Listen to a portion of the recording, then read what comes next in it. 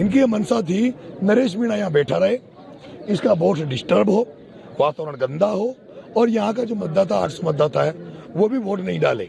जब तक कलेक्टर यहाँ नहीं आएगी, जब तक नरेश मीणा तो अनशन पे रहेगा। गांधी जी के मार्ग पे चल रहे थे, लेकिन आज के इस आधुनिक भारत में जहाँ सब लोग भ्रष्ट हैं, सारे अधिकारी जो करप्ट हैं, वो सारे अधिकारी जब सुनने को तैयार नहीं, महात्मा गांधी के अहिंसा के मार्ग को मानने का तैयार नहीं है, इसलिए भगत सिंह की जरूरत है। इसलिए नरेश मीणा को भगत सिंह बनना की जब तक जरूरत पड़ी तब तक नरेश मीणा भगत सिंह बनता है और बनता रहेगा। किसी कर्मचारी अधिकारी की कोई जाति नहीं होती, किसी भी कर्मचारी अधिकारी कोई कास्ट नहीं होती। अगर वो एसडीएम होता, उसके शीश पे नहीं लिखा होता कि वो जाट है या वो कोई फलानी जाति का है, वो अगर मीणा होता तो भी पिटता। थप्पड़ मारी है, मैं मानता हूँ, और उसके मैं दुखी हूँ कि उसकी एक पड़ी, उसके 2 पड़नी चाहिए। अचानक से हमें पता लगता है कि एक एसडीएम जो यहाँ बैठा है, जिसने पहले हिंडोली में एक दलित महिला के साथ मारपीट करी थी, और वो एपीओ हुआ था अमित चौधरी। उस अमित चौधरी ने यहाँ एक आंगनबाड़ी में एक जो महिला होती है उसको, एक जो टीचर है यहाँ पे उसको, और आंगनबाड़ी का जो महिला का जो पति था वो अपंग था, उन तीनों को दादागिरी से कि तुम्हें सस्पेंड कर देंगे, तुम्हारी नौकरी खा जाएंगे, तुम वोट डालो, और उनको तीनों को जबरदस्ती ले जाकर वोट उन्होंने डलवाया है। उस महिला ने अपना इंटरव्यू भी सबके सामने दिया है। उसके बाद हमें जब पता लगा, तो जिस तरह से पिछले 25 तारीख से मेरे साथ हो रहा है, मेरे पोस्टरों को फाड़ा जा रहा है, मेरे लड़के अभी अलीगढ़ में थाने में बंद है, रात को मेरे लड़के बंद किए गए, मेरे को प्रचार करने से रोका जा रहा था। हर जगह ये प्लान किया गया कि भाई धीमी वोटिंग हो, इनके लोगों को वोटरों से को जाने से रोका जाए। यहाँ भी फिर हमने देखा कि अभी तक कलेक्टर नहीं आई। ये बड़ा दुर्भाग्य है। एसपी यहाँ बैठा हो, तो अभी मैंने आधे घंटे पहले कह दिया भाई एसपी को बुला लो, मान लेंगे, लेकिन एसपी यहाँ होते हुए भी एसपी नहीं आया।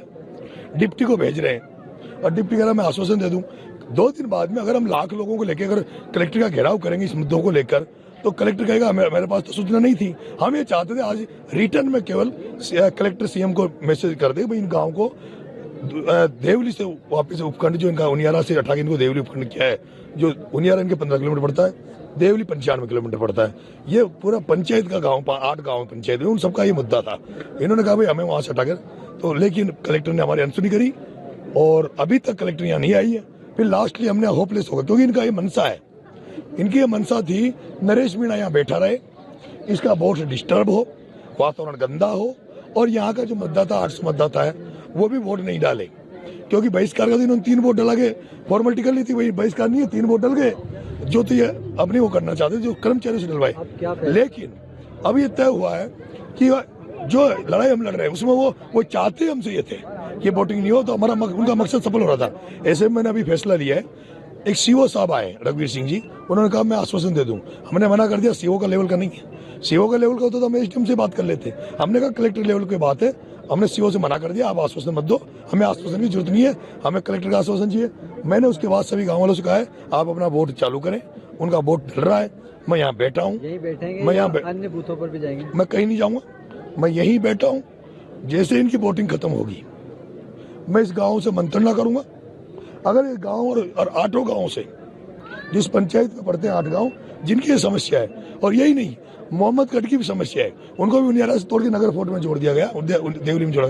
वो जितने भी गांव जो इस परेशानी में जूझ रहे हैं उनकी मैं बैठक लूंगा, और अगर ये फैसला सुनाते हैं, अगर ये आंदोलन की राह पे चलते हैं, तो मेरा तो मन है, मेरी इच्छा इनसे प्रकट कर दूंगा गाँव वालों से।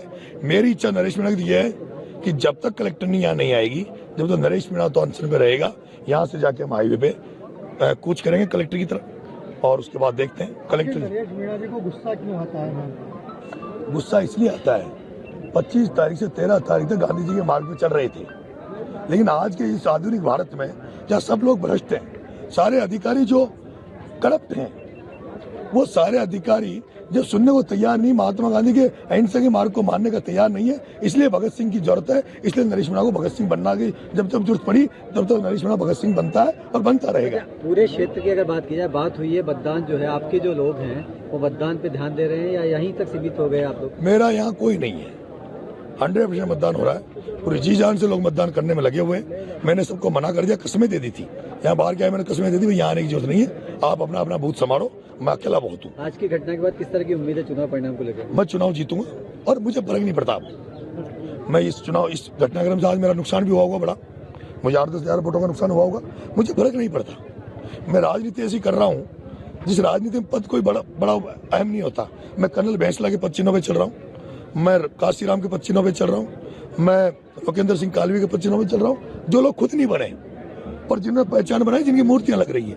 मेरा ही निवेदन, आज जो घटना हुई मेरे को पता लगा है कि उसको जाति विशेष से जोड़ा जा रहा है। मैं आपसे एक विशेष बात कहना चाहता हूँ, किसी कर्मचारी अधिकारी की कोई जाति नहीं होती, किसी भी कर्मचारी अधिकारी कोई कास्ट नहीं होती। अगर वो एसडीएम होता, उसके शीश पे नहीं लिखा होता कि वो जाट है या वो कोई फलानी जाति का है, वो अगर मीना होता तो भी पिटता। और मैंने थप्पड़ मारी है, मैं मानता हूँ, और उसके मैंने दुखी हूँ कि उसकी एक पड़ी, उसकी दो पड़नी चाहिए। जब मुझे ये पता लगा, ये अफसोस अब हो रहा है, अफसोस इसलिए हो रहा है मुझे, जब बाद में ये पता लगा कि इस अमित चौधरी ने हिंडोली में एसडीएम रहते हुए एक दलित महिला के साथ बदतमीजी करी थी, उस दलित महिला के साथ मारपीट करी थी, उस मामले में एपीओ हो चुका है। और ये इतनी एकड़ी में ये गुंडा मानता है अपने आप को, वही गुंडागर्दी यहाँ कर रहा था, जबरदस्ती वोट दिला रहा था। मैं उन जाट भाइयों से कहना चाहता हूँ जो इसको जाति का मानते हैं, अगर ऐसा मानते रहे तो कल से इस देवली में एक नारा दिया है मैंने कि अगर कोई अधिकारी कर्मचारी भ्रष्टाचार करेगा, कोई किसानों से, आमजन से अगर रिश्वत खाएगा, तो उसको नरेश मीणा काला मुंह करके गधे पे बिठाएगा।